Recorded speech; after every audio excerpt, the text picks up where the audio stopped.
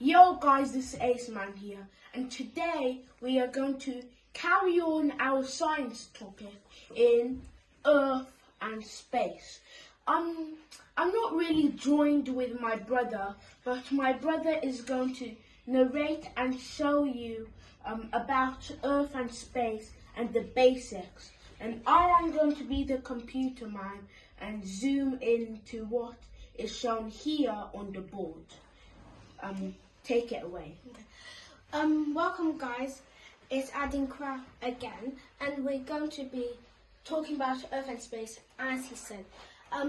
Before we go on to the poster, I would like to tell you that we are very appreciative of you watching our videos, and we very like it if you like, subscribe and hit all post notifications. Okay, let's get going. So this is my poster that I created a few moments ago of Earth and space, and we're going to be talking about them one by one, and I'm going to be telling my brother to zoom into it. So Earth and space, the first thing we're going to be talking about is how day and night happens. So can you zoom in?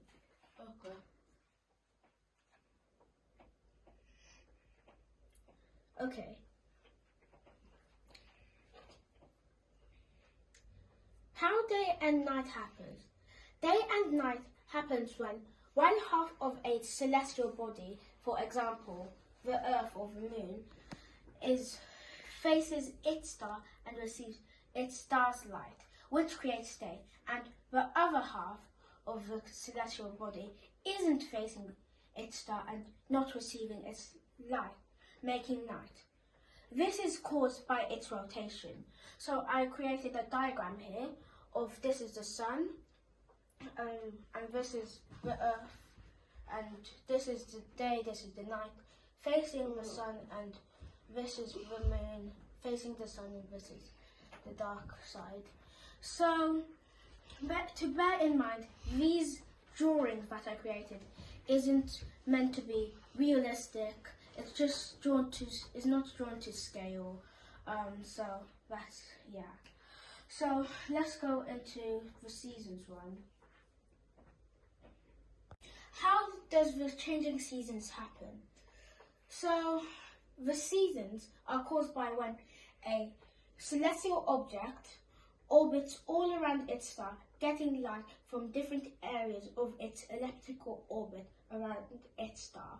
So, say for example, the Earth orbits around the Sun in an elliptical orbit, which is, so an ellipse is an oval, but in scientific terms, an ellipse. So this is how it goes around the Sun. A full orbitation is called a revolution, and so if this Earth is over here, the northern hemisphere of the Earth is going to be winter, and the southern is going to be summer. If it's over here down, the northern will be autumn, the southern will be spring. If it's in the east, northern will be summer, southern will be winter, and then in the northern hemisphere is going to be autumn, and the southern hemisphere will be spring. So that's how the seasons are caused.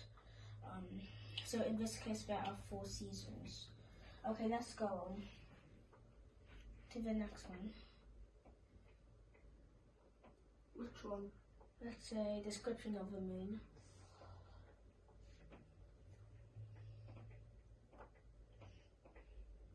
So this is just a brief description of the moon, which is a natural satellite of the Earth, and other planets have 2 or more moons, such as Mars, Jupiter, Saturn, Uranus, Neptune, and other planets and dwarf planets.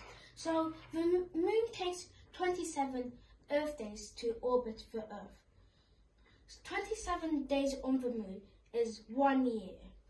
To complete a full revolution, which is a day on the moon, it takes 27 days as well. So it takes 27 days for a year, and there's 27 days to rotate a full revolution. So, another bit of the description of the moon is you can only see one side of the moon, and then the other side is the dark side of the moon. So yeah, let's go to the phases of the moon.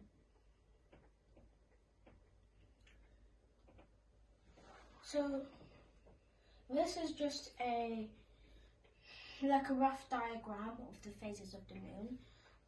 This is one I already did. So the black bits represent the bits of the moon that you can't see, and the grey bits are just the bits of the moon you can see. So let me go through the names. This is the new moon that I put, waxing crescent, first quarter, waxing gibbous, full moon, waning gibbous, third quarter, and waning crescent. So these are the types of the phases of the moon. So yeah, so this is the places you can't see of the moon in different areas. When you're at Earth, you can't really see some areas of the moon. But if you're saying a full moon, this is the moon you can see. But if it's a new moon, you can't really see all of it.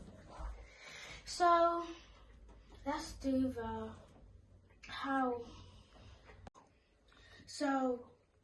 other planets may move different to the Earth and the moon.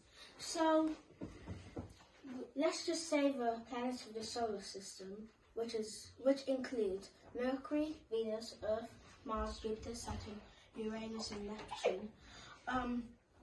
These are the planets, and just to say, and then I'll just tell you a mnemonic after we talk about this section. So all the planets in the solar system, which is Mercury, Venus, Earth, Mars, Jupiter, Saturn, Uranus, and Neptune, rotate anti-clockwise. This may seem false because it looks like Venus and Uranus rotate clockwise. It looks like this because Venus is upside down and Uranus is tilted on its side. So that's a fact you should know. And I'm going to tell you the mnemonic to know all the planets in order before we go into the last section of the video. So for Mercury, it's my, Venus is very, E is excellent, M is mother, Jupiter is, J is Jupiter, so just, Saturn, S, which is served, Uranus, which is you, is us, and Neptune. So the last bit of this video before we end it here is how the Earth moves in relation to the Moon and Sun. So this is the diagram to help you. So this is the Sun, the elliptical orbitation, then this is the Earth, and this is the Moon. So the Earth revolves around the Sun, just like the Moon revolves around the Earth. Also, the Sun orbits a small bit of the center of the Milky Way galaxy. That's a fact you should know, and it's a bit surprising. So, these celestial objects all rotate, but the Sun rotates slowly. Yeah. So this is the end of my video. Don't forget to smash that like button, subscribe to this channel, and click on all post notifications. We'll see you in the next video. Either it'll be my brother or me, and that's it. Bye.